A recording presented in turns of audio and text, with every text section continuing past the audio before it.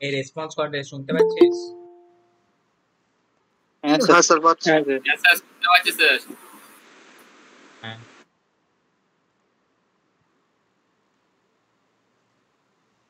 দেখ তোদের যেমন বলেছিলাম আজকে একদম স্টার্ট থেকে মানে আমাদের সিলেবাসের শুরু থেকে স্টার্ট করব, অর্থাৎ সেই একদম ইউনিট অ্যান্ড ডাইমেনশন থেকে আমরা কিন্তু একদম আজকে স্টার্ট করছি, রাইট? তো সেখানের মধ্যে কি কি আছে, কি কি করতে হবে। আচ্ছা, প্রথম কথা আশা করব তোরা সবাই মোটামুটি সিলেবাসটা দেখেছিস। সিলেবাস নিয়ে যদি আমাকে বলতে হয়, দেখ সেটার কথা আসছে কি, মোটামুটি ভাবে ক্লাস 11-এর যা সিলেবাসটা আছে সেই ক্লাস 11-এর সিলেবাসটাই কিন্তু তোদের সিলেবাস। ওকে, 12-এর পার্ট থেকে ফিজিক্সের সামান্য কিছু কিছু জিনিস আছে, সেই জিনিসগুলোকে আমরা সহজেই করে নিতে পারবো।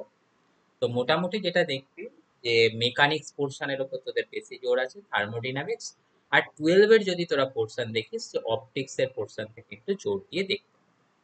ওকে, তো সেই কথাগুলো ছাড়া তোদের বাকিগুলো নিয়ে খুব একটা কোনো কিছু ইস্যুস হওয়ার কথা নয়। তো সিলেবাস নিয়ে ডিটেলস কথা আমরা আস্তে আস্তে দেখেছি এবং আস্তে আস্তে দেখে নেব, সেটা পরের কথা। কিন্তু আপাতত আমাদের বলতে গেলে যেটাকে নিয়ে আমাদের একদম স্টার্ট করব সেই শুরু থেকে, ক্লাস 1 থেকে যদি আমরা বলতে চাই, সেটা বলছি কাকে নিয়ে স্টার্ট করব, ইউনিট অ্যান্ড ডাইমেনশনকে নিয়ে স্টার্ট। তাহলে আমাদের যে কোনো জিলেট এর কথা বলতে গেলে ইউনিট ডাইমেনশন থেকে প্রতি বছরই কোয়েশ্চেন পড়েছে, যদিও সহজ চ্যাপ্টার তবুও সেখানটাতে কোয়েশ্চেন প্রতিবারের মতো এবারেও হয়তো পড়বে তোদের বেলাতেও, সেই হিসাব করে আমরা এটাকে দেখব। তো দেখ, এটার কথা প্রথমে কি বলতে গেলে তোদের সবাইকে আমি বলবো কি না,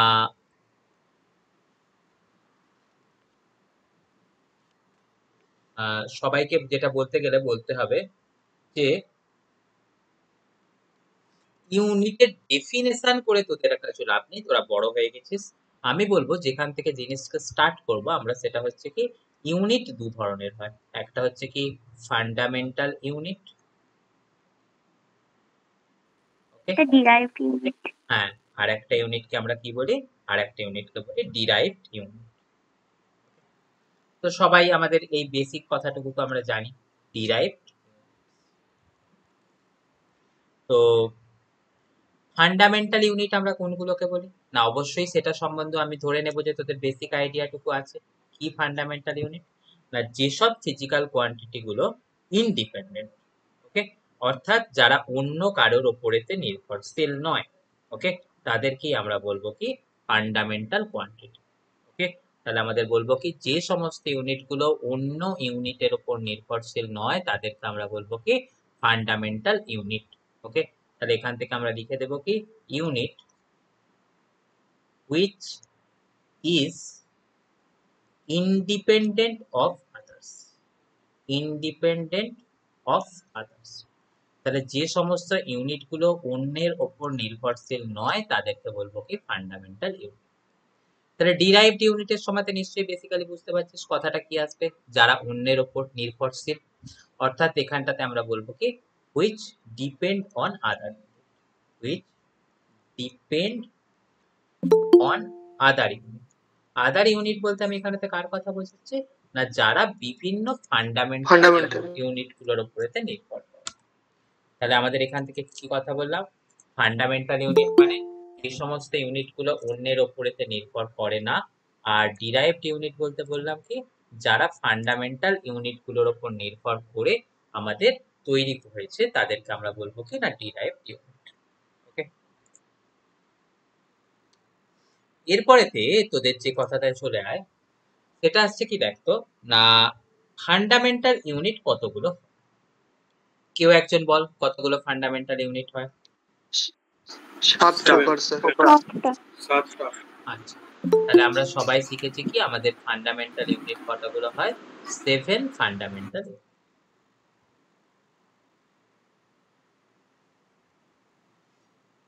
তো যে 7টা ফান্ডামেন্টাল ইউনিট হয় তাদের নামগুলো একটু কেউ কেউ বল না, এক এক করে বলবি। লেন্থ, মাস, টাইম, ইলেকট্রিক কারেন্ট, টেম্পারেচার। কতগুলো বললে তো আমি ভুলে যাব। তাহলে প্রথম কথা বলছিস কি তোরা? লেন্থ। তারপরেতে কার কথা বলবি বল? মাস। তারপরেতে কার কথা বলছিস বল? টাইম। তারপরেতে কার কথা ইলেকট্রিক বলবি? Current, temperature. আচ্ছা, টাইমের পরে আমাদের বলে নেওয়া উচিত কত? luminous intensity, amount of substance. আচ্ছা, টেম্পারেচারের পরেতে কার কথা বলবো বল? কারেন্ট। luminous intensity আছে, তার ইলেকট্রিক কারেন্ট আছে। হ্যাঁ, টেম্পারেচারের পরেতে চলে যাই কোথায়? কারেন্টে। তারপরেতে কার কথা বলবো? না, অ্যামাউন্ট ইন্টেন্সিটি। Of substance. আচ্ছা, আসলেতে ইন্টেন্সিটি বলতে এটা কার ইন্টেন্সিটির কথা বলা হয়? লাইটের ইন্টেন্সিটি, বা তাই আমাদের এখানটাতে নাম দিই কত? Luminous intensity. আর আমরা কার কথা বলি? না, অ্যামাউন্ট অফ সাবস্টেন্স।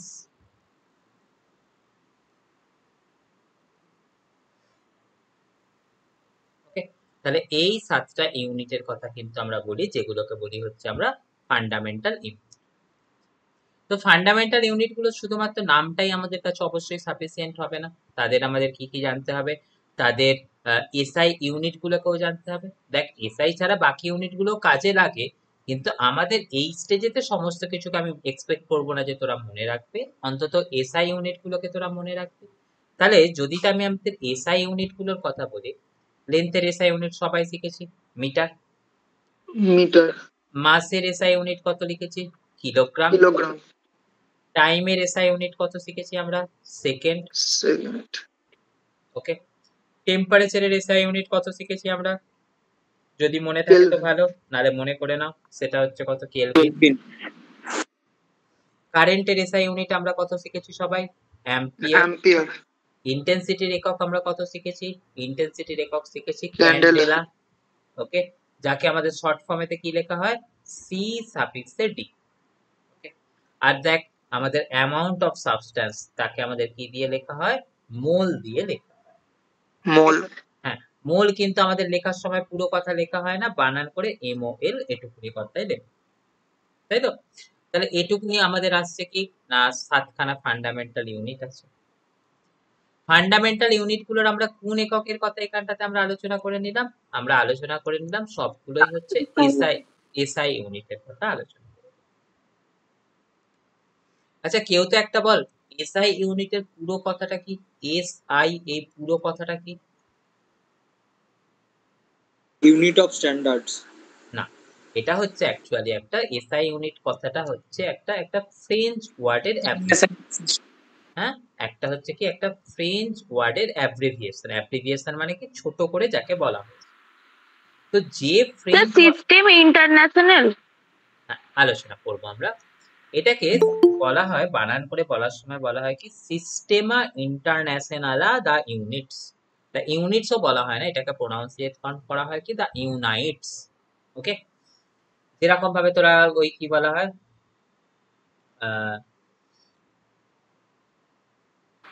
আমাদের না না না না না আমাদের ওই ফ্রান্সের ভালো ফুটবলারটার নাম কি ছিল বল না?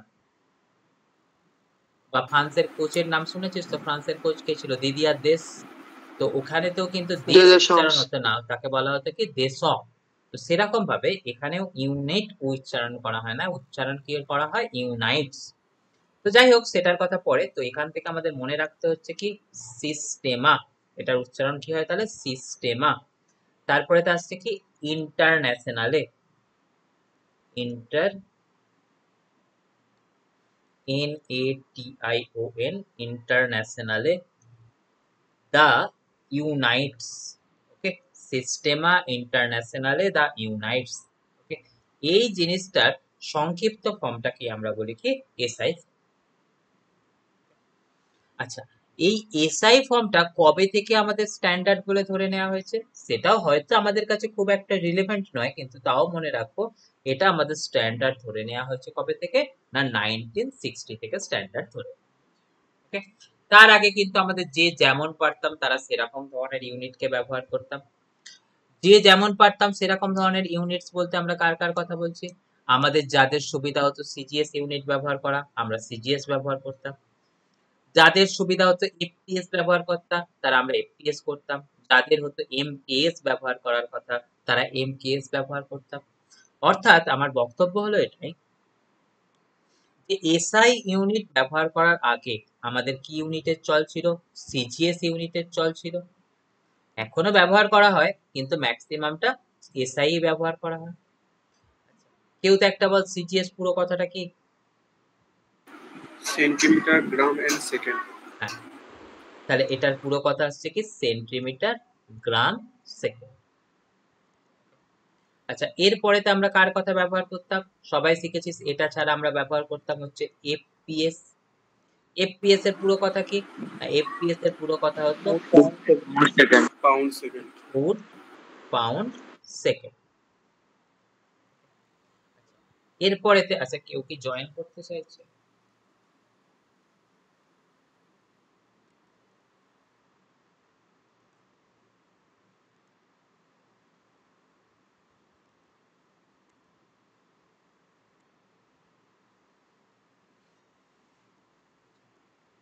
এরপরে তো আমাদের কার কথা ব্যবহার করা হতো?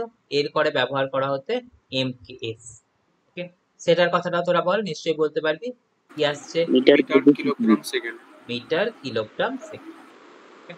তো এসআই ইউনিট ব্যবহার করার আগে আমাদের অনেকেই অনেক কিছু ব্যবহার করতাম। তো এইরকম যেসব জিনিসগুলো আছে সেগুলোকে আমরা ব্যবহার, তো ঠিক আছে সেগুলোর কথা আমরা দেখবো। তবে এখন একটা কথা আসছে যে আমাদের এই সমস্ত এসআই ইউনিটগুলো ছাড়া আরো দুটো ইউনিট আছে যেগুলোকে এসআই ইউনিট সরাসরি নয় কিন্তু সাহায্যকারী এসআই ইউনিট হিসাবে আমরা তার নামকে ধরে নিয়েছি। তো সেই সাহায্যকারী এসআই ইউনিট হিসাবে আমরা কাকে কাকে নাম ধরে নিয়েছি? বা তাদেরকে সাহায্যকারী এসআই ইউনিট গুলোকে বলা হয় কি না? তাদেরকে বলা হয় সাপ্লিমেন্টারি এসআই। ওকে, তাহলে আমাদের এখান থেকে কথা কি শিখে নিচ্ছে? দেখ, আমাদের শিখে নিলাম এসআই ইউনিট আছে কটা? 7খানা। কিন্তু সেই 7টা এসআই ইউনিটকে সাহায্য করার জন্য আরো দুটো ইউনিট আছে। কেউ কি নাম বলতে পারবি তার? 1 নম্বর যেটাকে বলা হয় সেটাকে বলা হয় কি রেডিয়ান আর স্টেরেডিয়ান। না, সেটা তাদের একক গুলো। তাহলে তাদের angle, solid angle. Plane angle, angle বলবো না, বলবো প্লেন অ্যাঙ্গেল আর বলবো কি Solid সলিড অ্যাঙ্গেল। তো এই প্লেন অ্যাঙ্গেলের ইউনিট কত হয়? প্লেন অ্যাঙ্গেলের ইউনিট আমাদের মনে রাখতে হয় কি radian. রেডিয়ান।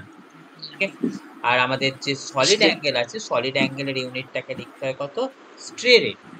ওকে, Radian. বানানটা অন্য, কিন্তু আমাদের সংক্ষেপেতে লেখা হয় কত? এস সাফিক্সে আর। ওকে, নিশ্চয়ই বুঝতে পারছিস এখানে যার কথাটা বললাম রেডিয়ান, এটা কার সংক্ষিপ্ত ফর্ম? নিশ্চয়ই বুঝতে পারছিস এটাকে সংক্ষিপ্ত ফর্ম হবে RADIAN, এটা আসবে রেডিয়ান। ওকে, স্ট্রে রেডিয়ানটার কথা কি চলে আসছে দেখ, এর বানানটাও একটুখানি দেখে রাখবি, এটা আসছে STERA, স্ট্রে রেডিয়ান। ওকে, যাকে আমাদের সংক্ষেপে কি দিয়ে লেখা হয়? এস সাফিক্সে আর দিয়ে লেখা। ওকে, এবার দেখ তোদের অনেকের মনেতেই প্রশ্ন লাগছে, স্যার প্লেন অ্যাঙ্গেলটা কি জিনিস, বা আমাদের স্ট্রে রেডিয়ানটা কি জিনিস, আর রেডিয়ানটাই বা কি জিনিস?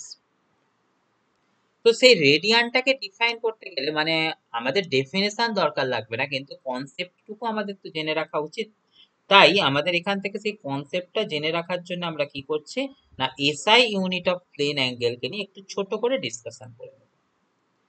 SI unit of plane angle. দেখ তোদের তো এখনই আলোচনা করে নিলাম এসআই ইউনিট অফ প্লেন অ্যাঙ্গেলটাকে আমরা কাকে বলি? রেডিয়ান। তো এখানেতে এই 1 রেডিয়ান বা রেডিয়ান জিনিসটা কি সেটা আসছে, দেখ তো না, সেটা আসছে এটা হচ্ছে একটা প্লেন অ্যাঙ্গেল। মানে প্লেন অ্যাঙ্গেল বলতে কি জিনিস না, আমাদের দুটো সরলরেখা কোনো একই প্লেনের ওপরেতে আছে, তাদের মাঝখানে যে অ্যাঙ্গেলটা ক্রিয়েট হচ্ছে। ওকে, আমি এর থেকে বেশি কিছু ডেফিনেশনের মধ্যে যাব না, আমার ক্ষেত্রে সেটা আননেসেসারি হয়ে যাবে, আমার তো ওটার দরকার নেই। তাহলে আমাদের এখান থেকে কি বলছি দেখ, এই হচ্ছে আমাদের একটা, মনে কর কোনো সার্কুলার আর্কের রেডিয়াস আছে, এখান থেকে সে একটা এরকম আর্ক তৈরি করলো, মানে বৃত্তচাপ তৈরি করলো, বৃত্তের কেন্দ্রে সে যে কোণটুকু উৎপন্ন করছে, অর্থাৎ এই কোণটুকু, সেটাকে আমরা বলছি কি প্লেন অ্যাঙ্গেল। ওকে, তো এবারেতে আমাদের এই যে থিটাটা, এই থিটাটাকে বলে দিলাম কত? Plane angle. তাহলে সহজ করে বলতে গেলে আমাদের এখান থেকে কি বলছে, প্লেন অ্যাঙ্গেলটা কোনটা না, বৃত্তের চাপ কেন্দ্রে যে কোণ উৎপন্ন করছে। ওকে, তাহলে আমি বাংলাতেই লিখে রাখি, সেটাকে তোদের সুবিধা হবে আরো। সেটাকে বলছে কি দেখতো, বৃত্তের চাপ। বৃত্তের চাপটা কি তোর ইংরেজিতে বলা হয় কি? Arc of circle. Okay, arc of circle বা বৃত্তের চাপ কেন্দ্রে যে কোণ উৎপন্ন করে। কেন্দ্রে, বৃত্তের কেন্দ্র বলতে কোনটাকে বোঝাই আমরা? এখানটাকে বোঝাচ্ছি কত? ও। এই পয়েন্টটার নাম নিয়ে নে এ, এই পয়েন্টটার নাম নিয়ে নে বি। তাহলে বৃত্তের চাপ কেন্দ্রে যে কোণ উৎপন্ন করে,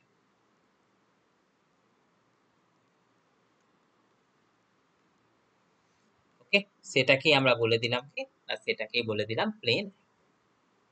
এবার দেখ কেন আমি এইসব জিনিসগুলো বলতে গেলাম, তার কথাটা হচ্ছে কি, আমরা রেডিয়ানকে ডিফাইন করতে চাই, অর্থাৎ রেডিয়ান জিনিসটা কি সেটা আমরা জানতে চাই। দেখ তোরা সবাই শিখেছিস যখন আমাদের ওই ম্যাথামেটিক্স পড়িস, সবাই শিখেছিস এই বৃত্তের চাপ, অর্থাৎ এ থেকে বি, মানে এই যে দূরত্বটা, এই দূরত্বটাকে আমাদের কি দিয়ে লেখা হয়? এস দিয়ে লেখা হয়।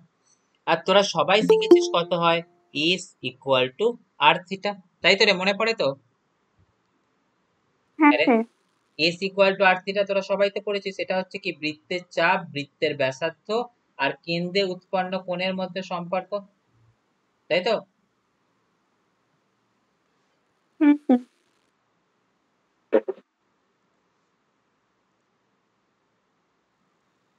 তাহলে আমাদের এখান থেকে কি কি শিখে নিলাম? S equal to R theta, এখানেতে এটা সম্পর্কটা কার কার সম্পর্ক ছিল? এস, এসটাকে বলা হতো কি আর্ক অফ রেডিয়াস, বা এখান থেকে বাংলায় বললে আমরা এটাকে বলতাম কি বৃত্তের চাপ। ওকে, চপ লিখে দিয়েছি আমিও, যদিও দেখ শুনতে ভালো লাগছে বেশ, দেখ। আচ্ছা, তারপরে তো এখানটা থেকে আরটা আসছে কি, নিশ্চয়ই বুঝতে পারছিস, তাকে বলা হয় কি রেডিয়াস। আর দেখ থিটা, সেটাটা আসছে কত? Plane angle. এই রিলেশনটা আমরা সবাই নিশ্চয়ই শিখেছি বা মনেও রেখেছি। তাহলে এস ইকুয়াল টু হয় কত? আর থিটা। এবারে তো দেখ, তাহলে এখান থেকে আমরা কিরকম ভাবে ডিফাইন করতে পারবো, theta equal to S by R. এবারেতে দেখ, যদি কখনো স্পেশাল কোনো সিচুয়েশনেতে এসটা অর্থাৎ বৃত্তের চাপটা রেডিয়াসের সাথে সমান হয়ে যায়, ওকে, সেই সময়তে আমাদের এই থিটার ভ্যালুটা কত আসবে দেখতো, আর বাই আর, সেটা কত পেয়ে যাচ্ছি 1, কারণ আর আর কেটে যাবে। তো আমাদের এই 1 রেডিয়ান বলতে কিন্তু ডিফাইন করা হয়েছে সেটা, যে বৃত্তের চাপটা যদি কখনো রেডিয়াসের সঙ্গে সমান হয়ে যায়, সেই সময় কেন্দ্রে যে কোণটুকু উৎপন্ন হয় তাকে আমরা বলি কি 1 রেডিয়ান। ওকে, তাহলে যদি আমাদের কিন্তু কখনো কেউ কোথাও আমাদের ডেফিনেশনের কথা জিজ্ঞাসা করে বা কনসেপ্টটুকুকে জিজ্ঞাসা করে, সেটা আমরা বলবো কি করেতে না 1 রেডিয়ান সেটা ইকুয়াল টু কত না, সেটা সম্বন্ধে আমাদের বলতে পারবো কি না, যদি কখনো এস এর ভ্যালুটা আর এর সাথে সমান হয়ে যায়, ওকে, তাহলে তখন আমরা কি বলছি, ইফ এস ইকুয়াল টু আর হয়, ওকে, তখন সেই সময়তে অন দ্যাট টাইম আমরা কি বলবো, angle created at the centre, angle created at the centre, created at the centre is called, কি বলবো, 1 রেডিয়ান। আরে তাহলে সবার কাছে কনসেপ্ট ক্লিয়ার হয়েছে, 1 রেডিয়ান বলতে কি বোঝায়? কেউ কিছু জিজ্ঞাসা করবি আমাকে এটা নিয়ে? আর নিশ্চয়ই তোরা শিখতে পেরেছিস সবাই 1 রেডিয়ান জিনিসটা কি। তাহলে দেখ, তোরা অনেকেই হয়তো জানতিস, অনেকেই হয়তো জানতিস না, আমি বলে দিলাম 1 রেডিয়ানটা কি জিনিস। সেটা হচ্ছে কি, যখন বৃত্তের চাপ বৃত্তের ব্যাসার্ধের সাথে সমান হয়ে যায়, সেই সময়তে কেন্দ্রে যে কোণটা উৎপন্ন হয় তাকে আমরা বলছি কি, তাকে আমরা বলছি হচ্ছে 1 রেডিয়ান। সবাই বুঝতে পেরেছিস কথা? কারোর কনফিউশন আছে? কেউ কিছু বলবি? ওকে, তাহলে দেখ তাহলে এই কথাটা কিন্তু তোদের সবাইকে শিখে রাখতে হচ্ছে। এরপরে তো দেখ, স্ট্রে রেডিয়ানটা তোদের স্টেজেতে সেটা বোঝার দরকার নেই। তোদের স্টেজেতে কি দরকার, স্ট্রে রেডিয়ানটা হচ্ছে সলিড অ্যাঙ্গেল, এটুকুনি কথা মনে রাখলেই তোদের কাজ। কেউ কি কিছু বলছিস? কমেন্ট সেকশনেতে কিন্তু আমি সবসময় লক্ষ্য রাখতে পারি না বাবা, যদি কিছু বলার হয় আমাকে বলে নে। কেউ কিছু বলছিস রে?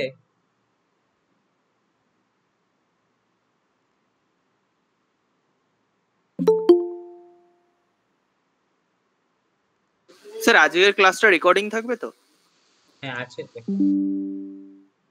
এই যে রেকর্ড হচ্ছে, ঠিক আছে। হ্যাঁ স্যার। ওকে,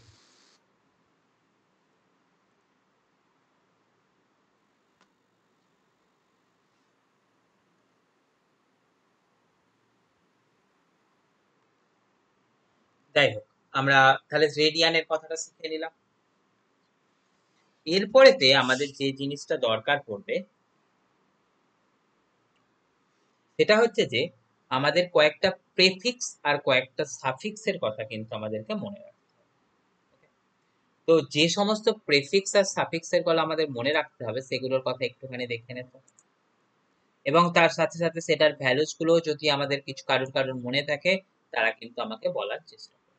ওকে, তো আমাদের কি কি প্রেফিক্স এর কথা আমাদের পড়তে গেলে ফিজিক্সে মনে রাখা উচিত সেটার কথাকে আমরা একটুখানি ডিসকাস করব। তাহলে আমাদের এখান থেকে শিখে রাখছি কি বা কি করে নিচ্ছি, prefix needs to be remembered. Okay, prefix needs to be memorized, মানে আমাদের মনে রাখতে হবে। মেমোরাইজড করা মানে কি, আমাদের মাথায় রাখতে হবে। কোন কোন জিনিসগুলোকে আমাদের মনে রাখতে হবে দেখো,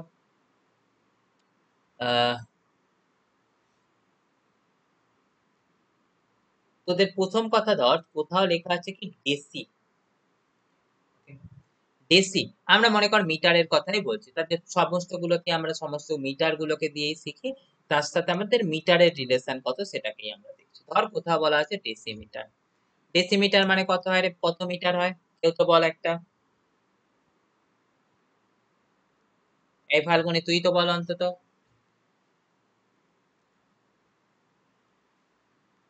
এই কেউ বল ডেসিমিটার মানে কত মিটার হয়, এটা পারবি না, এটা হয় না, বল। 10 মিটার, স্যার 10 মিটার। এই 10 মিটার বলে ডেসিমিটারকে, 10⁻⁻1 মিটার বলে রে। ডেসিমিটার মানে 10⁻⁻। হয়েছে? ডেসিমিটার মানে আমাদের কত বলে 10⁻⁻1 মিটার হলো। এরপরে তো আমাদের কার কথা মাথায় রাখবো, সেটা হচ্ছে দেখ সেন্টিমিটার, তাই তো? সেন্টিমিটার মানে আমরা কত বলি রে, সবাই বলতে পারবি তো? 10⁻⁻2 মিটার। আরে কারোর কনফিউশন নাকি? এরপরে তো আমাদের কোনটা মনে রাখতে হয়, সবাই শিখেছিস কাকে মনে রাখতে হয়, মিলিমিটার। মিলিমিটার মানে আমরা কত লিখি, 10⁻³ মিটার হলো। তারপরে তো আমাদের দরকার বেশি খুব পরে, সেটা আসছে কার কথা, মাইক্রোমিটার। মাইক্রোমিটার মানে আমরা কার কথা বলি, 10⁻⁻6 মিটার। এগুলো কিন্তু যখন আমার দরকার পড়বে আমি বারবার ব্যবহার করব, এখন বলে নিচ্ছি, প্রত্যেকে কিন্তু সেটাকে মাথায় রেখে দিবি। এরপরে তো আমাদের কার কথা দরকার পড়ে হচ্ছে ন্যানোমিটার। ন্যানোমিটার মানে কত হয়, 10⁻⁻9 মিটার। এরপরে তো আমার কার কথা দরকার পড়ে, পিকোমিটার, রাইট? পিকোমিটার মানে কত হয়, 10⁻⁻12 মিটার। ওকে, এরপরে তো আমাদের কার কথা দরকার পড়ে, ফেমটোমিটার। ওকে, আচ্ছা, ফেমটোমিটারটাকে কিন্তু অনেক সময়তে শর্টে করে ফার্মি বলা হয়, রাইট? তাহলে এই ফেমটোমিটার, তার ভ্যালুস কত চলে আসে, 10⁻⁻15 মিটার। আরো কয়েকটা আছে যেগুলো আমার দরকার পড়ে না, তো আমি সেগুলোকে আর মাথায় নিতে চাচ্ছি। এগুলো ছাড়া আরো একটা, আচ্ছা এগুলো ছাড়াও আমাদের আরো একটা কথা দরকার পড়ে, সেটা হচ্ছে কি অ্যাংস্ট্রম। অ্যাংস্ট্রমকে কিরকম ভাবে লেখা হয়, তার মাথাতে একটা এরকম জিরো দেওয়া। অ্যাংস্ট্রম মানে কত আসছে আমাদের, 10⁻⁻10 মিটার। ওকে, তাহলে এই কথাগুলোকে কিন্তু আমাদের শিখে রাখতে হবে, যেটা কিন্তু আমাদের বারবার দরকার পড়ে। আরে কেউ কিছু বলছিলিস?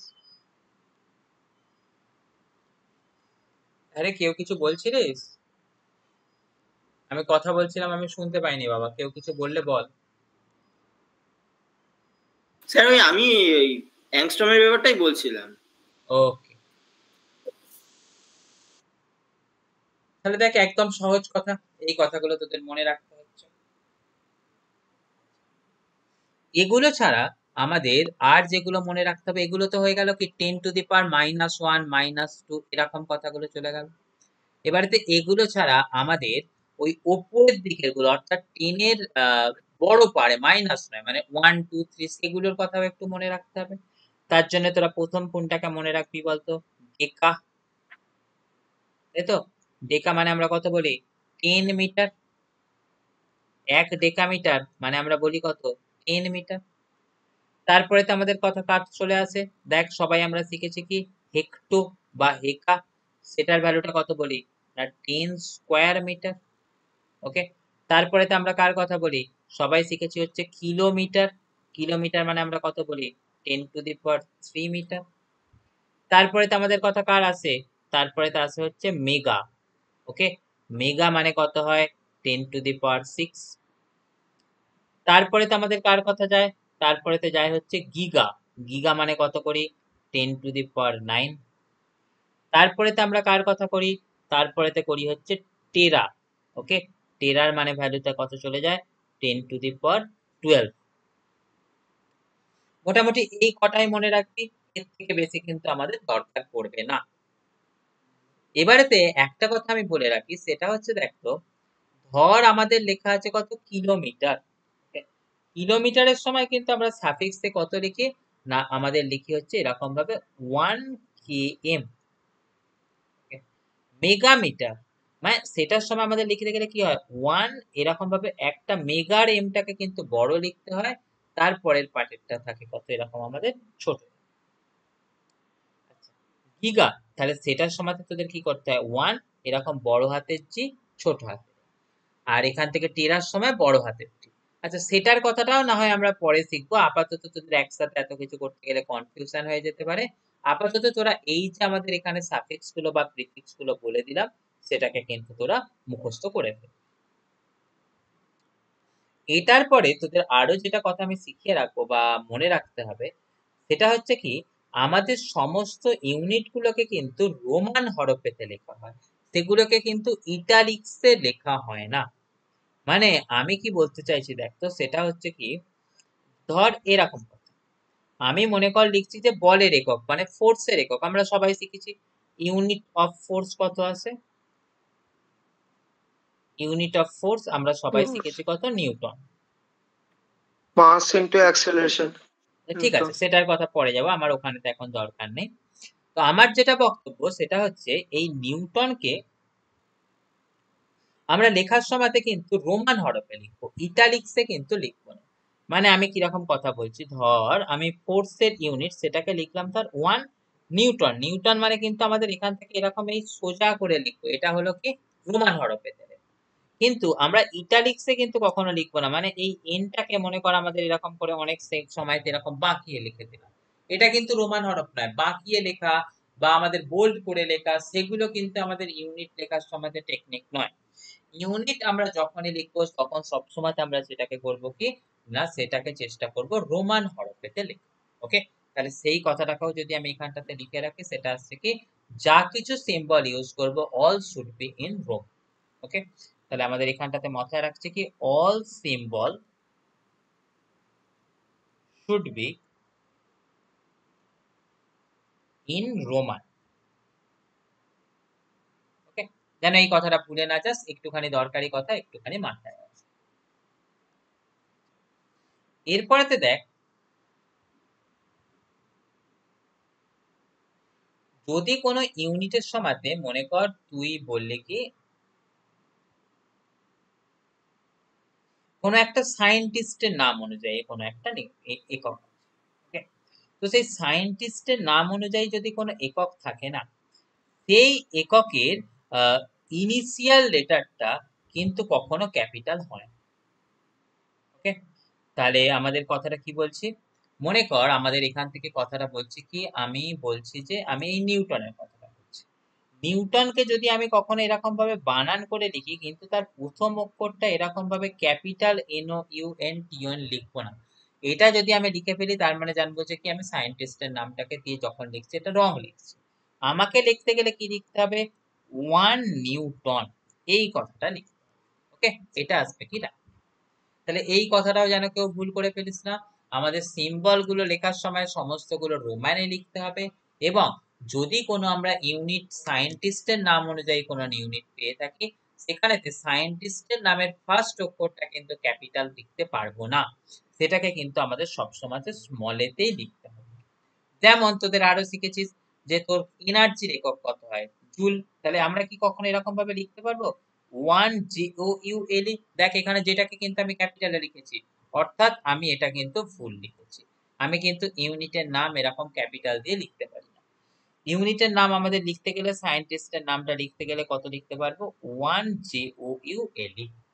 ওকে, কিন্তু একটা মজার ব্যাপার দেখ, সেটা হচ্ছে যখন আমি এর সিম্বলটা লিখবো, সেই সিম্বলটা লেখার সময় কিন্তু আমি এখানে যেটাকে ক্যাপিটাল, ওকে, এটা কিন্তু আবার পারি। তাহলে দেখ যখন আমি সায়েন্টিস্টের নামটা পুরো বানান করে লিখছি তখন তার ফার্স্ট ওয়ার্ডকে ক্যাপিটাল দিতে পারবো না, কিন্তু যখন আমি সেটাকে শর্ট ফর্ম করে লিখছি তখন ফার্স্ট ওয়ার্ডটাকে আমি ক্যাপিটাল দিতে পারবো। তাহলে এটাকে কিন্তু তোরা কখনো ভুল করে ফেলিস না। তাহলে ইউনিটের নাম লেখার সময় যদি সায়েন্টিস্টের নামটাকে পুরোটাকে বানান করে লিখি, তখন সায়েন্টিস্টের নামের ফার্স্ট ওয়ার্ডটাকে কিন্তু আমাদের সব সময়তে স্মল লেটার দিতে হবে। কিন্তু যদি সেটাকেই আমরা সংক্ষেপে লিখি তখন আমাদের কি লিখতে হবে, সেই ওয়ার্ডটাকে ক্যাপিটাল। যেমন দেখ নিউটন পুরো সায়েন্টিস্টের নাম, সেই পুরো সায়েন্টিস্টের নামটা লেখার সময় আমাকে ফার্স্ট ওয়ার্ডটাকে কিন্তু এরকম স্মল লেটারে দিয়েছি। আর যদি আমি শুধু 1 নিউটন লিখতাম তখন এই 1 নিউটনের কিন্তু ক্যাপিটাল এনটা তখন কিন্তু ক্যাপিটাল। তাহলে শুধু সিম্বল দিয়ে লিখলে আমাদের কি আসছে, সায়েন্টিস্টের নাম হলে ফার্স্ট ওয়ার্ডটা কিন্তু আমাদের ক্যাপিটালেই লিখতে হবে। আর যদি আমি সায়েন্টিস্টের নামটাকে পুরোটাকে বানান করে লিখি তখন কিন্তু আমাদের সেই ওয়ার্ডটাকে আমাদের স্মল লেটার দিতে হবে। কারোর কোনো কনফিউশন এটাতে বাবা? আরে সবাই শুনতে পেয়েছিস? কেউ কিছু বলবি?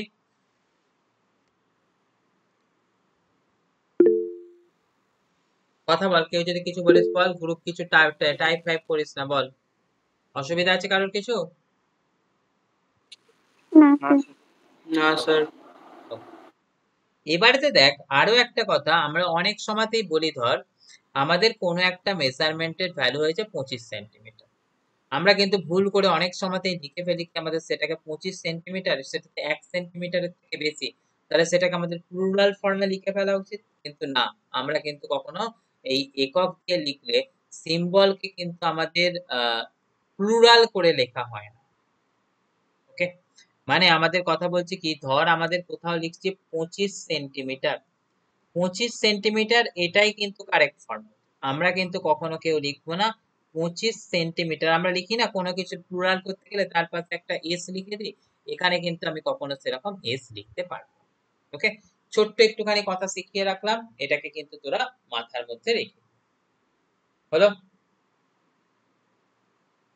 বুঝতে পেরেছিস? কারোর কোনো কনফিউশন থাকা উচিত নয়, বলে দিলাম, সবাই কিন্তু সেটাকে রেডি করবে। এবারেতে দেখ, আমি তো বললাম যে অনেকগুলো এককের কথা বললাম, সেই এককগুলোর মধ্যে কোনটা কোথায় ব্যবহার করা, যেমন ধর আমরা একটু আগে বললাম কি না ফেমটোমিটার বা ফার্মি, এই ফার্মিটাকে কোথায় ব্যবহার করা হয়, মানে আমাদের কথা এখান থেকে আসছে হোয়ার ফার্মি ইজ ইউজড। সবসময়তে তো আমরা সব একককে ব্যবহার করতে পারছি না। প্রথম কথা মনে কর আমার কাছে পয়েন্ট হলো, অন্তত ইম্পর্টেন্ট যেগুলো আছে সেগুলোর কথা দেখে নেব। ফার্মিকে কোথায় ব্যবহার করা, সবসময় জানবি ফার্মিকে ব্যবহার করা হয় নিউক্লিয়ারের সাইজ মেজার করা। ওকে, তাহলে মাথায় রাখবি ফার্মিকে কোথায় ব্যবহার করা হয়, to measure the size of nucleus, to measure the size of nucleus. আর ফার্মির ভ্যালু কত হয় তোদের সাথে একটু আগে ডিসকাশন করলাম, 10⁻⁻15 মিটার। ঠিক সেরকম ভাবে যদি আমাদের কোথাও অ্যাংস্ট্রম একককে ব্যবহার করা হয়, তাহলে পরের কথাটা আমি বলছি কি, কোথায় অ্যাংস্ট্রমকে ব্যবহার করা হয়, অ্যাংস্ট্রম কোথায় হয়, অ্যাংস্ট্রম ইজ ইউজড। কেউ একটা বলতো অ্যাংস্ট্রমকে কোথায় ব্যবহার করা হয়, বল বল। আলোর দৈর্ঘ্য মাপার জন্য, আলোক বর্ষ আলোক দৈর্ঘ্য মাপার জন্য। হ্যাঁ, তাহলে অ্যাংস্ট্রমকে ব্যবহার করা হয় to measure the wavelength of light. Okay, তাহলে আমাদের এখান থেকে বলা হচ্ছে কি টু মেজার, মেজার বা এক্সপ্রেস, এক্সপ্রেস মানে হচ্ছে কি প্রকাশ করা, to express the wavelength of light. Wavelength মানে নিশ্চয়ই সবাই বুঝতে পারছিস কার কথা বলছি, তরঙ্গ দৈর্ঘ্য। ওকে, টু মেজার বা or express the wavelength of. Angstrom মানে কত শিখেছি, সবাইকে বলে দিয়েছি একটু আগে, তার ভ্যালু হয় কত, 10⁻⁻10 মিটার। আবার অনেক অনেক জায়গাতে আমাকে সেটা 10⁻⁸ সেন্টিমিটারও কিন্তু লিখতে হয়, একই কথা। তো মোটামুটি এই দুটো কথা ব্যবহার করবি। এরপরেতে আমাদের আরো কয়েকটা প্র্যাকটিক্যাল ইউনিট আছে, সেগুলো না এসআই ইউনিট, না বড় ইউনিট, না ছোট ইউনিট, সেটা ঠিক আছে, কিন্তু প্র্যাকটিক্যাল কাজের জন্য আমাদের কয়েকটা ইউনিটকে ব্যবহার করা হয়। যেমন আমরা প্রথমেতে তার মধ্যে বলবো কোন ইউনিট ব্যবহার করা হয়, সেটা হচ্ছে কি লাইট ইয়ার। ওকে, কেউ তো একটা বল লাইট ইয়ারটা কি জিনিস, কেউ বল, লজ্জার কিছু নেই, ভুল হলে হবে, একবার বলার চেষ্টা কর না। আলোক বর্ষ মাপার জন্য।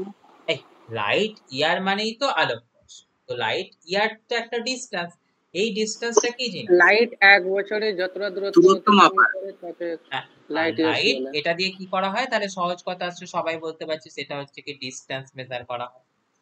ওকে, এবারেতে কথা আসছে কি এটার ভ্যালু কত বা এটা ডিসটেন্সটা কতখানি, সেটা হচ্ছে কি আলো এক বছরে যে দূরত্ব অতিক্রম করে। ওকে, তাহলে লাইট ইয়ার সেটাকে আমাদের বলছি কি distance moved by light, moved by light in 1 year. তাহলে আলো এক বছরেতে যে দূরত্ব অতিক্রম করে সেটাকে আমরা বলছি কি লাইট ইয়ার। এবারে দেখ এটার ভ্যালুটা আমাদের জানার কথা দরকার। আমরা সবাই শিখেছি কি, দেখতো ডিসটেন্স ইকুয়াল টু কত লিখি, ভেলোসিটি ইনটু টাইম। এখানে ভেলোসিটি বলতে কার ভেলোসিটি, এখানে সবাই শিখতে পারছি ভেলোসিটি বলতে আমরা বুঝি কি লাইটের ভেলোসিটি বা স্পিড অফ লাইট।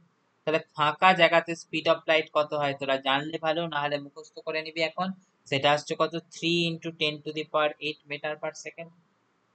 এখানেতে টাইম, টাইম বলতে গেলে আমরা বুঝছি কত, টাইম বলতে গেলে 1 বছর, অর্থাৎ বলা হচ্ছে কত 1 ইয়ার। 1 ইয়ারকে আমাদের কি করতে হবে, সেকেন্ডে কনভার্ট। তো 1 ইয়ারকে সেকেন্ডে কনভার্ট করতে গেলে আমরা সবসময় জানবো অ্যাভারেজ যে ইয়ার হয় তার ভ্যালুস কত হয়, 365 ডেজ কিন্তু নিই না, অ্যাভারেজ ইয়ার বলতে আমরা কত নিই, 365.25 ডেজ। ওকে, তাহলে 1 বছর মানে এত দিন গেল। এবার 1 দিন মানে কত সেকেন্ড হয়, সবাই শিখেছি 24 ইন্টু 60 ইন্টু 60 সেকেন্ড হয়। তাহলে আমরা সবাই শিখেছি কত, 1 দিন মানে কত, 24 ঘন্টা। 24 ঘন্টা মানে হচ্ছে কি 60 মিনিট, আর 60 মিনিটের কে আবার সেকেন্ডে কনভার্ট করতে গেলে তাকে আবার 60 দিয়ে মাল্টিপ্লাই করতে হবে। তাহলে আমাদের এখান থেকে কথা কি চলে আসছে,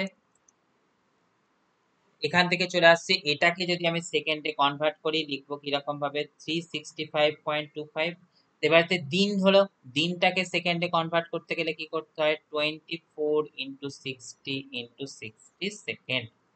ওকে, তাহলে এবারেতে লাইটের যে ডিস্টেন্স কভার করছে সেটাকে যদি আমি এখানটাতে লিখতে চাই কিরকম লিখবো দেখো, velocity 3 into 10⁸ metre per second, time তার ভ্যালুস লিখছি কত 365.25 ইন্টু 24 ইন্টু 60 ইন্টু 60। তো এই সমস্ত ভ্যালুস গুলোকে যদি আমি বসিয়ে দিই, এর ভ্যালুস যেটা আমি পেয়ে যাই সেটা হচ্ছে কত 9.46 into 10⁻15 metre into 10⁻15 metre. Okay, তাহলে আমাদের এখান থেকে সবাই শিখে নেব বা সবাই এবার থেকে মুখস্থ করে নেব এই লাইনটা। কোন লাইনটা, সেটা হচ্ছে 1 লাইট ইয়ার ইকুয়াল টু কত হয়, আমরা লিখি কত 1 লাইট ইয়ার। লাইট ইয়ার মানে L Y, 1 light year equal to আমরা কত লিখি, 9.46 ইন্টু 10⁻15 মিটার। ওকে, এই জিনিস কিন্তু আমাদের দরকার লাগবে, সবাই কিন্তু এখন থেকে রেডি। এবারেতে কথা আসছে, এটা ছাড়া আমাদের আরো একটা প্র্যাকটিক্যাল ইউনিট যেটারও আমাদের দরকার বারবার পড়ে যায়, সেটাকে আমরা দেখে নেব। সেটা কি, সেটা হচ্ছে অ্যাস্ট্রোনমিক্যাল ইউনিট। আরে কেউ তো বল অ্যাস্ট্রোনমিক্যাল ইউনিটটা কি জিনিস।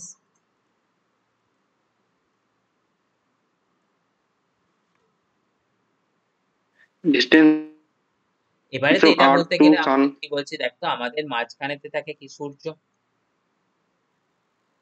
সূর্যের চারিদিকে পৃথিবী ঘুরতে থাকে, সেটা একদম সার্কুলার পাথ নয়, সেটা হচ্ছে কি এরকম ইলিপ্টিক্যাল পাথ।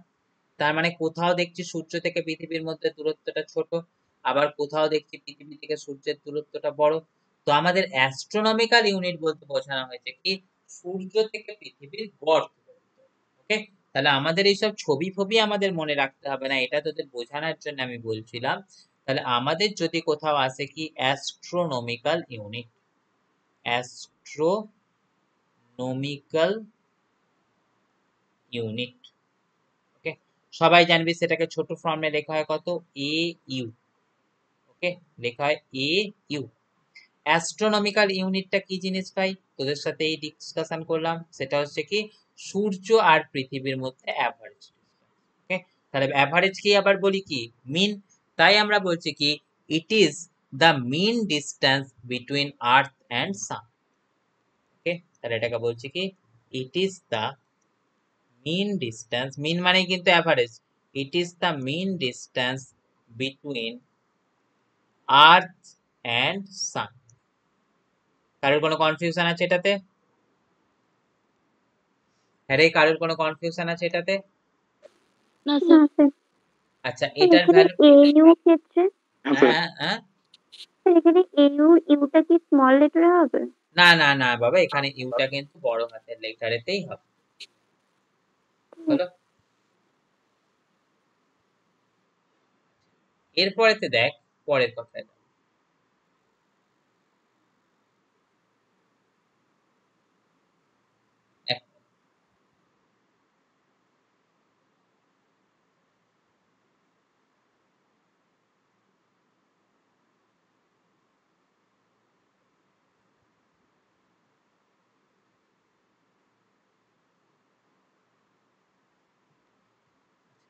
এই অ্যাস্ট্রোনমিক্যাল ইউনিটের ভ্যালুটা কিন্তু মুখস্থ রাখতে হবে। ওকে, সবাই কিন্তু আমাদের এটা মুখস্থ রাখবে, সেটা দরকার পড়ে কত 1 অ্যাস্ট্রোনমিক্যাল ইউনিট ইকুয়াল টু তার ভ্যালুটা মুখস্থ রাখবে কত 1.496 into 10 to the power 11 metre. Okay, এটাকে কিন্তু সবাই মুখস্থ রাখবে। এরপরেতে আমাদের যেটা মুখস্থ করতে হয় সেটা হচ্ছে কি পারসেক। ওকে, আমাদের এবারেতে পরের যেটা মুখস্থ করতে হয় সেটা হচ্ছে কি পারসেক। পারসেকটাও কি না, সেটাও হচ্ছে কিন্তু একটা ডিস্টেন্সের ইউনিট। এরপরেতে যে কথাটা মনে রাখতে হবে সেটা হচ্ছে কি পারসেক জিনিসটা কি জিনিস বা পারসেক ভ্যালুটা কতখানি।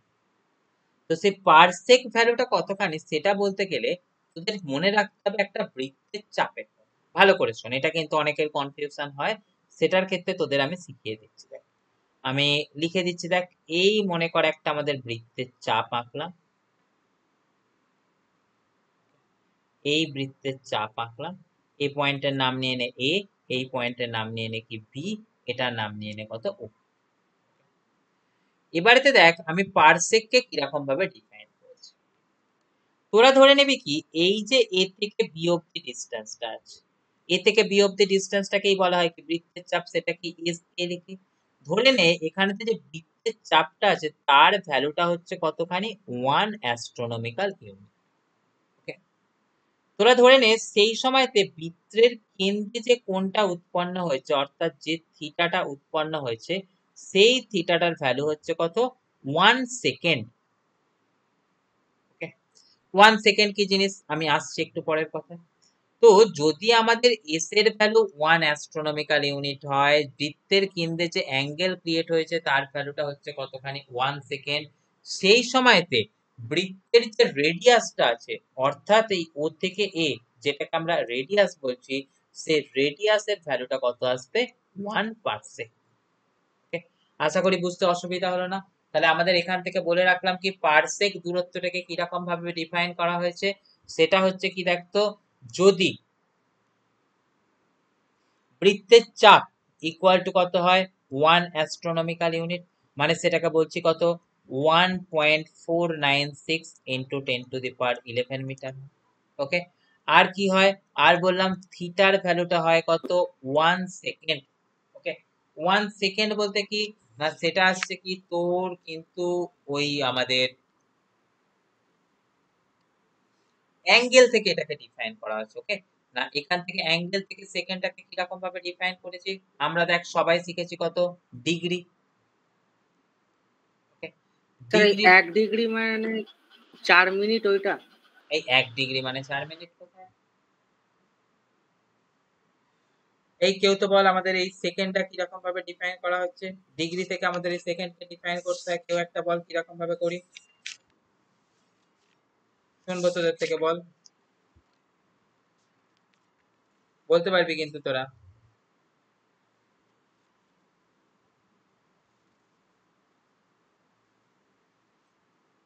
বল। একটা 60 দিয়ে ভাগ করতে হবে। আচ্ছা শোন না আমি বলছি, 60 দিয়ে ভাগ করতে হবে। আচ্ছা আমি বলছি, পাই বাই 60 ইন্টু 180 স্যার। আচ্ছা আমি বলছি 1 ডিগ্রি। ওকে, 1 ডিগ্রি মানে তোরা সবসময় কত জানবি 60 মিনিট। 60 মিনিট অ্যাকচুয়ালি কথাটা 60 মিনিট নয়, অ্যাকচুয়ালি সেটার মানে হচ্ছে কি 60 arc of minute. Arc of মিনিটের ছোট ফর্মটা হচ্ছে কত মিনিট। সেই আর্ক অফ মিনিট বা মিনিট সেটাকে আমাদের কি দিয়ে লেখা হয় 60 মাথায় লেখা হয় এরকম ভাবে একটা দাগ, সেটা হলো কত না 1 ডিগ্রি মানে 60 মিনিট। এবারে দেখ তোদের আছে কি 1 মিনিট, 1 মিনিট মানে হয় কত 60 সেকেন্ড। স্যার আমি জাস্ট এখনই জয়েন করলাম স্যার, চ্যাপ্টারের নামটা কি একটু বলবেন? হ্যাঁ ইউনিট, হ্যাঁ ইউনিট মেথড, ঠিক আছে স্যার, থ্যাংক ইউ।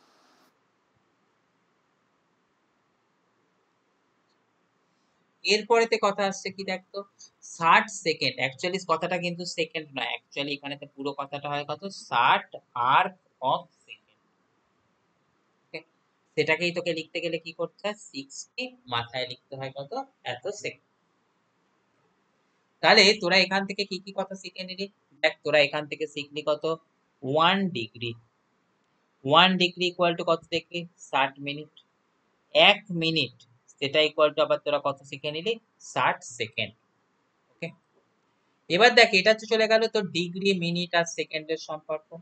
এবার দেখ তোদের আবার এই কথাটাও শিখেছিস, সেটা হচ্ছে রেডিয়ান আর ডিগ্রির সম্পর্ক। তোরা সবাই কত শিখেছিস, পাই রেডিয়ান ইকুয়াল টু কত হয় 180 ডিগ্রি। তাহলে তোরা সেখান থেকে আবার হ্যাঁ, তাহলে সেখান থেকে আবার তোরা বলতে পারবি কত 1 রেডিয়ান ইকুয়াল টু কত হয় 180 বাই পাই ডিগ্রি। ওকে, এই জিনিসগুলো তাদের রিলেশন গুলো তোদের ডিগ্রি মিনিট সেকেন্ড এইসবের রিলেশন গুলো তোদের মাথায় রাখতে হচ্ছে। আমি তোদের একদম হাইলাইট করে একদম রেডি করে দিলাম, তোরা এখানটাকে পড়ে কিন্তু সেটাকে রেডি করে। কারোর কোনো কনফিউশন রইলো তাহলে ডিগ্রি কি, মিনিট কি, সেকেন্ড কি এবং রেডিয়ানের সঙ্গে তাদের সম্পর্ক কি সেটাকে আমি এখানটাতে হাইলাইট করে দিলাম। কারোর আর কোনো কনফিউশন আছে এখানটাতে? আরে না স্যার। তাহলে আমি কি কথা বলছি দেখতো, আমি এবারেতে 1 সেকেন্ড মানে কত রেডিয়ান সেটাকে আমি ডিফাইন করার চেষ্টা করছি। কিরকম ভাবে করবো দেখতো। দেখ আমি বললাম কি না, আমি বললাম তোদেরকে একটু আগে সেটা হচ্ছে কত 180 ডিগ্রি ইকুয়াল টু কত আসছে পাই রেডিয়ান। ওকে, তাহলে তোরা সেখান থেকে সবাই শিখে নিলি কত 1 ডিগ্রি, 1 ডিগ্রি ইকুয়াল টু কত বলতে পারবি পাই বাই 180 রেডিয়ান। 1 ডিগ্রি মানে কত শিখলি 60 মিনিট, 60 মিনিট মানেও তাহলে কত লিখছিস পাই বাই 180 রেডিয়ান। এবার 60 মিনিট মানে এটা হয়ে গেল, তাহলে যদি তোদের বলে 1 মিনিট, 1 মিনিট মানে কত আসবে pi by 180 into 60 radian. 1 minute মানে কত শিখলি 60 সেকেন্ড, সেটা ইকুয়াল টু কত আসছে পাই বাই 180 ইন্টু 60 রেডিয়ান। তাহলে যদি তোদেরকে বলে 1 সেকেন্ড, 1 সেকেন্ড ইকুয়াল টু কত চলে আসছে পাই বাই 180 ইন্টু 60 ইন্টু 60, এইদিকে 60টাও নিচে নেমে এলো, এত রেডিয়ান।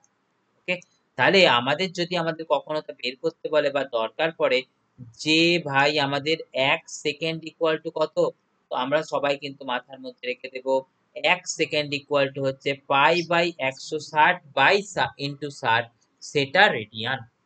ওকে, তাহলে আমাদের এখান থেকে কথা কি লিখে দিলাম, কেন এত কিছু কথার দরকার পড়লো সেটা হলো কোথা থেকে, এই এখানটা থেকে আমরা বলেছিলাম কি যদি s equal to 1 astronomical unit হয় এবং থিটা ইকুয়াল টু 1 সেকেন্ড হয়।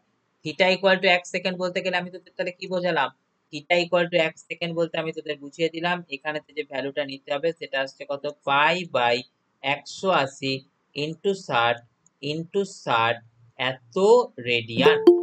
ওকে, কেন, কেননা অ্যাঙ্গেলের এসআই ইউনিটটা হচ্ছে রেডিয়ান, তাহলে থিটার ভ্যালুটাকে কিন্তু আমরা এই রেডিয়ান দিয়ে নিয়ে নেব। তো সেই সময়তে আমাদের আর এর ভ্যালুটাকে আমরা বলেছি কত না, সেই সময় আর এর ভ্যালুটাকে আমরা বলেছি হচ্ছে যে তোর 1 পারসেক হবে। অর্থাৎ দেখ আমাদের ক্ষেত্রে যদি ফর্মুলাটাকে আমরা এখান থেকে ইনকর্পোরেট করি কি দেখছি দেখ, তো সবাই শিখেছি s equal to r theta, তো আমাদের আর এর ভ্যালুটা 1 পারসেক, তাহলে আর এর ভ্যালুটাকে আমাদের 1 পারসেক লিখতে গেলে কত লিখে ফেলবো s বাই থিটা। এবারে দেখ না এস অর্থাৎ বৃত্তের চাপ তাকে বললাম কত 1 অ্যাস্ট্রোনমিক্যাল ইউনিট, তাহলে তাকে লিখছি কত 1 ইউ। থিটার ভ্যালুটা কত শিখলাম 1 সেকেন্ড, তাহলে দেখ না 1 অ্যাস্ট্রোনমিক্যাল ইউনিট মানে কত লিখছি 1.496 into 10 to the power 11। 1 astronomical unit তার ভ্যালুটাকে কত লিখে ফেললাম নিচে আমরা লিখলাম পাই বাই 180 ইন্টু 60 ইন্টু 60 এত। তাহলে দেখ না এটাকে যদি আমি সিম্পলিফাই করে লিখি এর ভ্যালুটা কত চলে আসে পুরো ক্যালকুলেশন করলে তার ভ্যালু আসে 3.08 into 10 to the power 16 metre. Okay, তাহলে আমাদের এবার থেকে কিন্তু সবাইকে শিখে রাখতে হবে 1 পারসেক। ওকে, তাহলে 1 পারসেক সেটার ভ্যালুটাকে আসছে কত না, এটা হচ্ছে পুরো ভ্যালুটা আসছে 3.08 into 10 to the power 16 metre. Okay, আমি কিন্তু এখানটাতে একটা মিটার লিখেছি যেন কেউ তোরা কনফিউজ হয়ে যাস না। তাহলে 1 পারসেক ইকুয়াল টু কত আসছে এত মিটার। আচ্ছা আরো একটা কথা, তোরা কিন্তু যেন পারসেকের পুরো নামটাকেও শিখে রাখিস, রাখি রাইট। তাহলে এই যে পারসেক, পারসেকের পুরো কথাটা আসছে কি দেখতো, পারসেক। পারসেকের পুরো কথাটা কেউ একটা বলতে পারবি? কেউ একটা বল না, আরে কেউ একটা বল, পারসেক পুরো কথাটা কত হয়?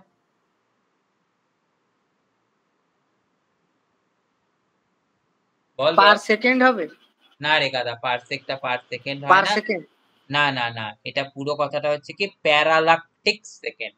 ওকে, এটা পুরো কথাটা আসছে কি দেখতো, প্যারালাকটিক, PARALLACTIC,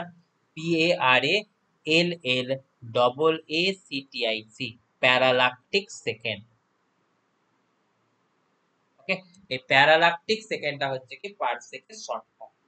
ওকে, কারো কোনো কনফিউশন আছে তো বল।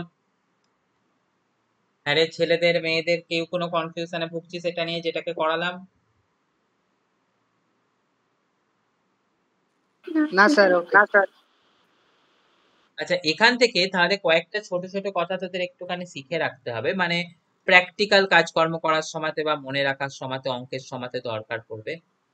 কিরকম কথা, ভ্যালু গুলোকে আমি যেগুলোকে দেখাচ্ছি তোরা কিন্তু খাতায় লিখবি, লিখে সেটাকে কিন্তু তোরা মুখস্থ করে ফেলবি। ওকে, 1 নম্বর যে পয়েন্টটা দরকার, পারসেক হচ্ছে কি largest practical unit of distance. Okay, তাহলে আমাদের মনে রাখতে হচ্ছে কি দেখতো, পারসেক। ওকে, সেটাকে আমরা বলছি কি লার্জেস্ট প্র্যাকটিক্যাল। আচ্ছা, এই লার্জেস্ট প্র্যাকটিক্যাল ইউনিটটা ব্যবহার কোথায় করা হয়? কেউ তো একটা বল, লার্জেস্ট এটার ব্যবহার কোথায় হয়? সেটা সবসময় স্যার জানবি। এক্সপার্টদের ডিস্টেন্স মেজার করার জন্য। হ্যাঁ, এটাকে ব্যবহার করা হয় কোথায়? অ্যাস্ট্রোনমিতে।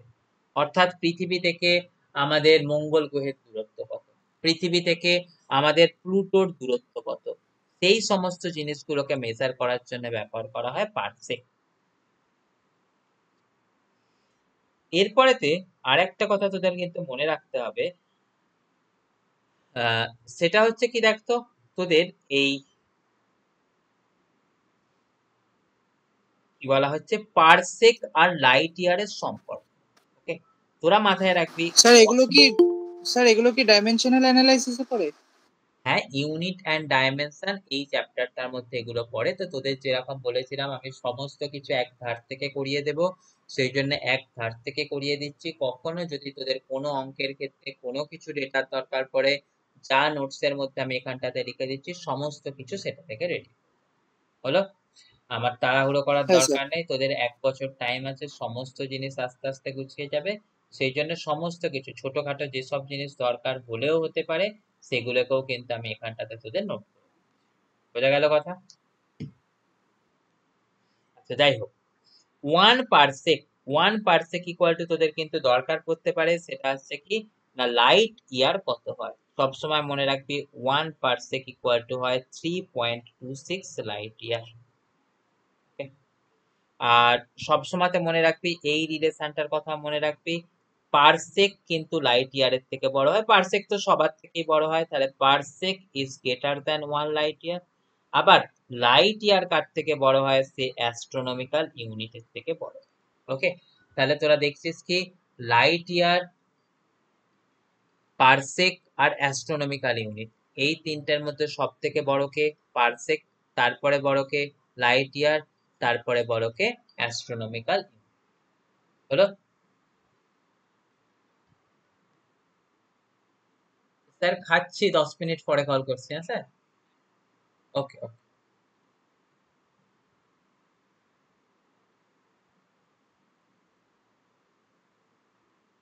আরে তাহলে তোরা সবাই শিখে নিয়েছিস পারসেক, লাইট ইয়ার আর এর সম্পর্কটা কোনটা। তাহলে কিন্তু আমাদের এই জিনিসটাকে কিন্তু তোদের সবাইকে শিখে রাখতে হবে। কারোর কনফিউশন আছে যে 3টে ছোট পয়েন্ট লিখে দিলাম? আরে কারোর কোনো কনফিউশন আছে? এটা ছাড়াও মাঝে মাঝে আমাদের অঙ্ক পড়ার সময় একটা ছোট্ট জিনিসকে নিয়ে কাজ করতে হয়, সেটাও তোদের আমি একটু লিখে দিই। সেটা হচ্ছে কি, অনেক সময় আমাদের বার্ন, এই কথাটা ব্যবহার করতে হয়। 1 বার্ন। ওকে, সবসময় জানবি এই যে বার্নটা হচ্ছে কি এরিয়ার একক। 1 বার্ন মানে কত আসে? 10 to the power -28 metre square. Okay, এই জিনিসটাও কিন্তু আমাদের দরকার। আর তোরা যারা সিভিলের আছিস তাদের তো জানাই আছে 1 একর মানে কত হয় রে? এক একর মানে তোদের কিন্তু জানা থাকলে ভালো, না জানা থাকলে সেটা কিন্তু মাথায় রাখবি 4047 মিটার স্কোয়ার। ওকে, এটাও কিন্তু সবাই মাথায় রাখবে। আর দেখ অনেক অঙ্কর সময়তে এই কথাটাও দরকার পড়ে, সেটা হচ্ছে কি হেক্টর কত জিনিস, 1 হেক্টর। ওকে, সেটা মাথায় রাখবি, 1 হেক্টরটা হচ্ছে কত, 10⁴ মিটার স্কোয়ার। ওকে, তাহলে এই কথাটাকে কিন্তু তোরা রেখে হলো। তাহলে দেখ বার্ন সেটা হচ্ছে ছোট ক্ষেত্রফল মাপার একক, একর হচ্ছে কত বড় ক্ষেত্রফল মাপার, আর হেক্টর সেটাও হচ্ছে কি বড় ক্ষেত্রফল মাপার একক। তাহলে এখান থেকে স্যার 1 হেক্টর ইকুয়াল টু কত লিখেছেন? 4047 মিটার স্কোয়ার।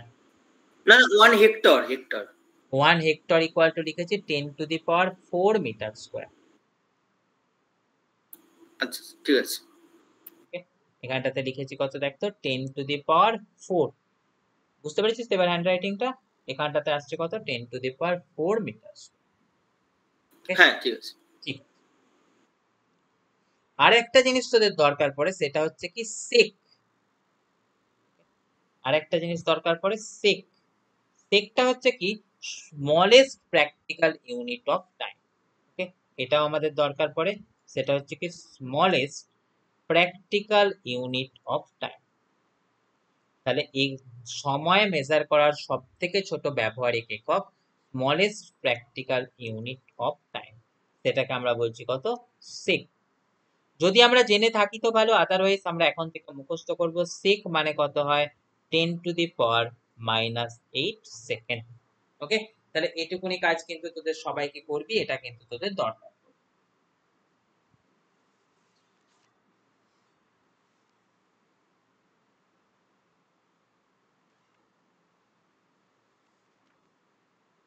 আর মোটামুটি একক তোদের কিছু কিছু মনে রাখার দরকার নেই। পরের দিনেতে আমরা বাকি জিনিসটাকে ডিসকাশন করব। আমার আজকে আর শরীরও ঠিক নেই, অনেকটা জিনিস তোদের করিয়েও ফেলেছি। পরের দিনেতে আমাদের কি করে একক গুলোকে ব্যবহার করে কি কি জিনিস কাজ করতে হয়, বাকি জিনিসগুলো কিরকম ভাবে কোথায় কাজে লাগাতে হয়, ডাইমেনশনাল অ্যানালিসিস কিরকম করতে হয়, সেই সমস্ত জিনিসগুলোকে কিন্তু আমি দেখিয়ে দেব। কারোর কোনো অসুবিধা থাকলে আমাকে বলে নে। আর আমি এটা কিন্তু আজকে আপলোড করতে পারবো না, আমি কিন্তু এটা কালকে আপলোড করব। আরে কি বলছিস বল? স্যার কালকেই আপনার ক্লাস আছে আবার? হ্যাঁ, কালকেই ক্লাস আছে, কালকেই সকালে আমি আপলোড করব বাবা। এখন যারা ক্লাস করলি তারা তো দেখে নিলে। আমি একটা কাজ করতে পারি, ভিডিওতে আপলোড করতে পারবো না, আমি এই যেটা লেখাটা লিখলাম এই লেখাটাকে আমি আপলোড করে দিতে পারবো। হ্যাঁ স্যার, হ্যাঁ হ্যাঁ হ্যাঁ হবে স্যার। কেননা বাবা সত্যি বলতে কি দেখো, আমার বাড়িতে ওই নাই, কি বলে, আমার ওই ওয়াইফাই নাই, আমি মোবাইল নেটই ব্যবহার করি। তো মোবাইল নেটে না না স্যার ঠিক আছে, ওটা আমি আপলোড করতে ঠিক আছে পারবো না। আমি লেখাটা আপলোড করে দিচ্ছি, ভিডিওটা আমি কালকে আপলোড করে দেবো। ওকে, আমি এখানেতে শোন, আমি আরো একটা কথা বলে দিচ্ছি, আমি কোন জিনিসটা কোন দিন করছি সেটা আমি দেখ প্রত্যেকটা এর করতে ফিজিক্স বলে ফোল্ডার করব, তার ভেতরেতে এক একটা চ্যাপ্টারের নাম দিয়ে দেব, সেই চ্যাপ্টারের নাম মধ্যে আমাদের তারিখ ওয়াইজ সেটাকে আমার সাজিয়ে রাখা থাকবে, তোরা সেটাকে দেখে নিবি। ওকে, তাহলে আমাদের যেমন এটা ইউনিটস নিয়ে ডিসকাশন করলাম, এটা তো টপিকের নাম হয়ে গেল। এটা ইউনিট অ্যান্ড ডাইমেনশন বলে যে আমাদের ফোল্ডারটা থাকবে, তার ভেতরে তো তোরা পেয়ে যাবি। আমরা এটাকে ডিসকাশন করলাম কাকে নিয়ে, ইউনিটকে নিয়ে ডিসকাশন করলাম। আমাদের আজকে ডেট কত ছিল, ডেট কত ছিল রে? 26 তারিখ। হ্যাঁ, 26 জুলাই। ওকে, তাহলে যেটা নিয়ে ডিসকাশন করব সেই টপিকটার নাম ওখানে থাকবে, ডেটটা ওখানেতে থাকবে, ফিজিক্স ফোল্ডারের ভেতরেতে চ্যাপ্টারের নামের ভেতরে স্যার জিনিসটাকে পেয়ে যাবে। ইয়ারটাও লিখে দেবেন স্যার, কারণ সামনের বছরও তো থাকবে আমাদের। আচ্ছা সামনের ঠিক আছে, বছরও তো ওকে ওকে ওকে ডান। তাহলে 26 জুলাই 24 লিখে দিলেই হবে। আচ্ছা 2024 এ লিখে দেব, হলো? আর আশা করি অসুবিধা থাকার কথা নয়, তোরা সমস্ত কিছু গুছিয়ে নিয়ে করতে পারবি। তাহলে করিস, এটুকুনি রইল আজকের মতো, বাকি কথা কিন্তু তোদের সাথে আমার পরে হবে, হলো? Thank you sir.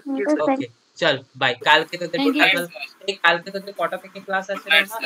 হ্যাঁ রে কালকে তোদের কটা থেকে ক্লাস? কালকে স্যার আপনার 3টে থেকে আছে। 3টে 4টা থেকে 4:30 থেকে ক্লাস আছে। না না স্যার 4:30 থেকে ত্রিশিত স্যারের ক্লাস, 3টে থেকে আপনার। হ্যাঁ, ওটা টাইমটা হয়তো একটুখানি চেঞ্জ হয়েছিল, তাই না রে? 3টে থেকে 4:30 পর্যন্ত আপনার ক্লাস। আচ্ছা আচ্ছা আচ্ছা, আমার ক্লাস 3টে থেকে 4:30 পর্যন্ত আছে। তো কালকে আমরা কিন্তু এটার বাকি পার্টটাকে নিয়ে কন্টিনিউ করবো। আজকে মোটামুটি সবাই বুঝে নিয়েছিস তো, কোনো অসুবিধা নেই তো? আর সহজ জিনিসই তো পড়িয়েছি, পারবি না? না স্যার। ও চল, তাহলে আজকের মতন থাক, কিছু দরকার হলে কাল। কেউ কিছু বলছিলিস? স্যার বলছিলাম যে মানে কোন চ্যাপ্টার কোন ইউনিটের পর কোন ইউনিটটা করাবেন, এটা একদম নেক্সট দিন বলে দেবেন? একদম তোদের জিলেটের সিলেবাসটা ওপেন করবি, প্রথম পার্ট থেকে শেষ পার্ট অব্দি যেরকম আছে একদম সিরিজ ওয়াইজ আমি করে যাবো। আমার কোনো জিনিসকে স্কিপ করারও দরকার নেই, কোনো জিনিসকে আমি আগে পরেও করব না, একদম সিরিজ ওয়াইজ যা আছে আমি সিরিজ ওয়াইজ মেনটেন করবো। বোঝা গেছে? তাহলে অসুবিধা থাকার কথা ঠিক না আছে। তো, একদম জিলেটের সিলেবাস খুলে দেখে নিবি, একদম প্রথম থেকে সিরিজ ওয়াইজ যা যা আছে সমস্ত সিরিজ হলো। বোঝা গেছে তো, নাকি কোনো কনফিউশন রইলো? Thank you sir, good night. Okay চলো স্যার, বাই। হ্যাঁ thank you sir, good night sir. হ্যাঁ, গুড নাইট।